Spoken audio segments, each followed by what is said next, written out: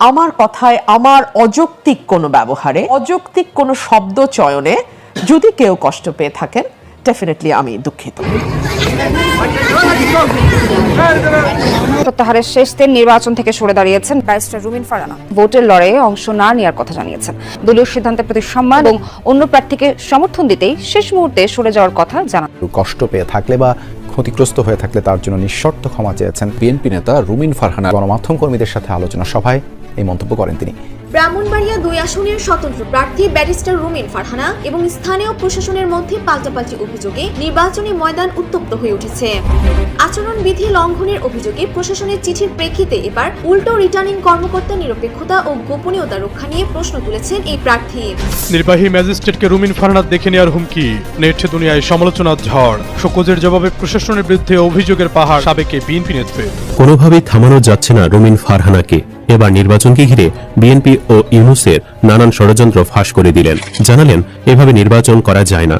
ব্রাহ্মণবাড়িয়া 2 আসনের স্বতন্ত্র প্রার্থী ব্যারিস্টার রুমিন ফারহানার বিরুদ্ধে নির্বাচনী আচরণবিধি লঙ্ঘনের অভিযোগের পর তিনি উল্টো প্রশাসনের বিরুদ্ধে পক্ষপাতিত্বের অভিযোগ তুলেছেন। আমি ব্রাহ্মণবাড়িয়ার মানুষকে ধন্যবাদ জানাই, আমি রুবিন ফারহানাকে ধন্যবাদ জানাই। রুবিন ফারহানার কোনো অপরাধ নাই। ওই জনসভায় ম্যাজিস্ট্রেটের যাওয়া এই কাজটা কিন্তু ম্যাজিস্ট্রেটের ভুল। এই কারণে ব্রাহ্মণবাড়িয়ার মানুষ উত্তেজিত হয়েছে না, রুবিন ফারহানা উত্তেজিত হয়েছে না। আমি ওদেরকে এদেশে রিক্সা চালক থেকে শুরু করে সাধারণ জনগণ পর্যন্ত জানে ব্যারিস্টার রুমিন ফারহানা বিএনপির জন্য কতটা ত্যাগ স্বীকার করেছে, কতটা নির্যাতিত হয়েছে আওয়ামী লীগের আমলে। কিন্তু এখন দেশে নির্বাচন, তাকে বিদ্রোহী প্রার্থী হিসেবে নির্বাচন করতে হচ্ছে। কারণ কি দর্শক, এতটি ত্যাগ স্বীকার করার পরেও এই রুমিন ফারহানা দলের নমিনেশন পায় নাই। খুবই দুঃখজনক একটি কথা, একটি দুঃখজনক ব্যাপার। প্রিয় দর্শক, এই ব্যারিস্টার রুমিন ফারহানা সংসদে তার যে পাওয়ার ছিল, তার পাওয়ারের কারণে বিরোধী সংসদের প্রধানমন্ত্রীও তাকে দেখে ভয় পাইছে। আর সেই রুমিন ফারহানা বিএনপি থেকে নমিনেশন পায় নাই। কেন পায় নাই দর্শক, আপনারা কমেন্ট করে জানাবেন। প্রিয় দর্শক, ইতিমধ্যে আপনারা ভিডিও শুরুতেই অংশবিশেষ দেখেছেন। অংশবিশেষ দেখেই বুঝতে পারছেন আজকের ভিডিওটি কতটা গুরুত্বপূর্ণ হতে যাচ্ছে। তাই বলবো দর্শক, ভিডিও স্কিপ না করে চলুন ধারাবাহিকভাবে সম্পূর্ণ ভিডিওটি দেখে আসি। ধন্যবাদ সবাইকে।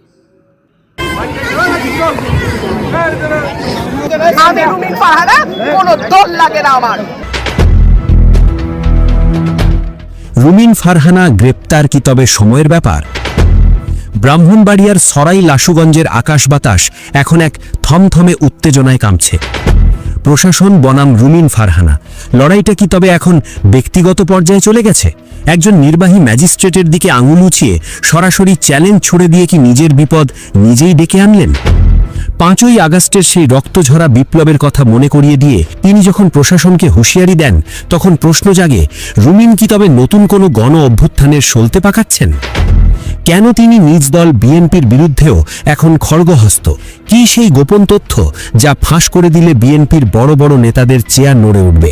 আজকের বিশেষ প্রতিবেদনে আমরা ব্যবচ্ছেদ করব রুমিন ফারহানার এই রুদ্ধশ্বাস লড়াইয়ের প্রতিটি ইঞ্চি। কেন তাকে নির্বাচন থেকে সরিয়ে দিতে প্রশাসনের এত তৎপরতা? ভিডিওটি একটু না টেনে শেষ পর্যন্ত দেখুন, কারণ আজ পর্দার আড়ালের অনেক নোংরা সত্য সামনে আসতে চলেছে। আমার কর্মীদের বাড়িঘরে হামলা করা হয়েছে, তাদেরকে পিটিয়ে হাসপাতালে পাঠানো হয়েছে, মাথা ফাটানো হয়েছে, বাড়িতে আগুন দেওয়া হয়েছে। ব্রাহ্মণবাড়িয়া 2 আসনের নির্বাচনী ময়দান এখন যেন এক কুরুক্ষেত্র। স্বতন্ত্র প্রার্থী হয়ে মাঠে নামার পর থেকেই রুমিন ফারহানাকে প্রতি পদে বাধার সম্মুখীন হতে হচ্ছে। সরাইলের ইসলামাবাদ গ্রামে এক জনসভাকে কেন্দ্র করে যে নাটকীয়তার সৃষ্টি হয়েছে তা দেশের রাজনৈতিক ইতিহাসে বিরল। প্রশাসন যখন নিষেধাজ্ঞার অজুহাতে প্যান্ডেল ভেঙে দেবার চেষ্টা করে, ঠিক তখনই রুদ্রমূর্তি ধারণ করেন রুমিন। ম্যাজিস্ট্রেটের সাথে তপ্ত বাক্য বিনিময়ের সেই ভিডিও এখন নেট দুনিয়ায় আগুনের মতো ছড়িয়ে পড়েছে। রুমিনের সেই আক্রমণাত্মক ভঙ্গি এবং বৃদ্ধাঙ্গুলি প্রদর্শন নিয়ে চলছে নানা বিশ্লেষণ। অভিযোগ উঠেছে তিনি কর্তব্যরত কর্মকর্তাদের কাজে বাধা দিয়েছেন এবং হুমকি দিয়েছেন। কিন্তু রুমিনের পাল্টা যুক্তি, প্রশাসন যখন মেরুদণ্ডহীন হয়ে এক পক্ষের দালালি করে তখন প্রতিবাদ করা ছাড়া উপায় থাকে না। এই ঘটনার জেরে তাকে সশরীরে হাজির হওয়ার নির্দেশ দিয়েছে আদালত।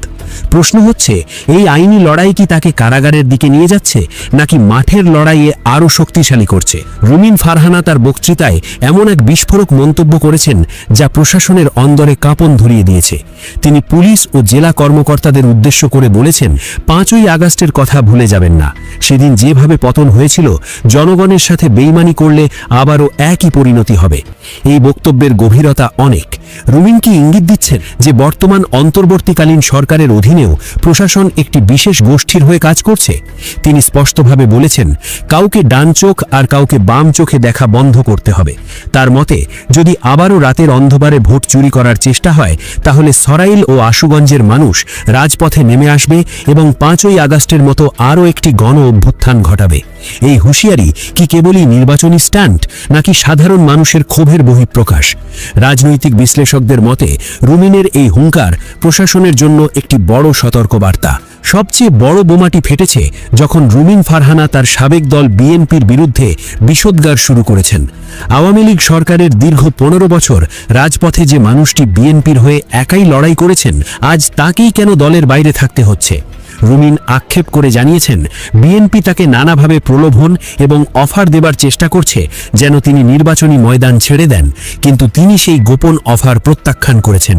রুমিন ইঙ্গিত দিয়েছেন যে দলের ভিতর একটি চক্র তাকে থামিয়ে দেবার জন্য প্রশাসনের সাথে আঁতাত করছে।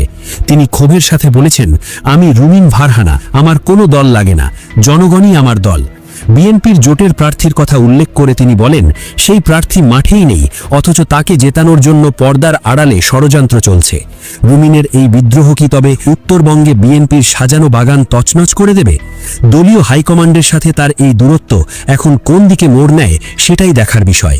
ভোটের দিন ঘনিয়ে আসার সাথে সাথে রুমিনের কণ্ঠে ঝরে পড়ছে গভীর আশঙ্কা। তার কাছে তথ্য আছে যে কিছু অসাধু কর্মকর্তা নির্দিষ্ট প্রার্থীর পক্ষে সিল মারার প্রস্তুতি নিচ্ছেন।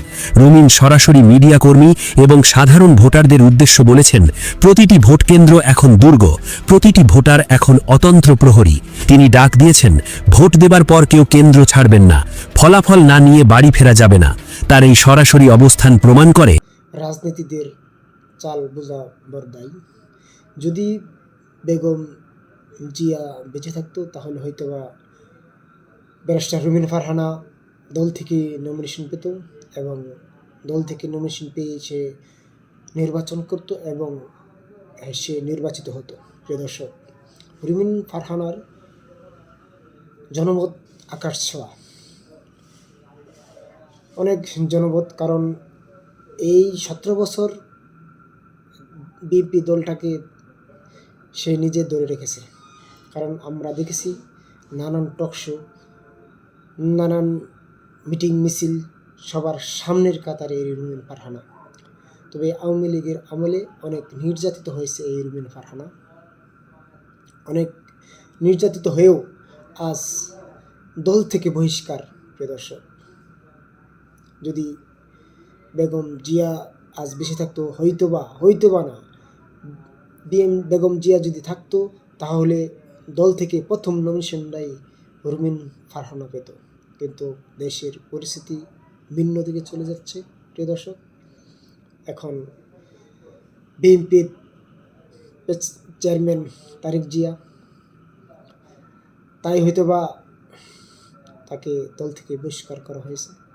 প্রিয় দর্শক, সম্পূর্ণ ভিডিওটি দেখার জন্য আপনাকে ধন্যবাদ।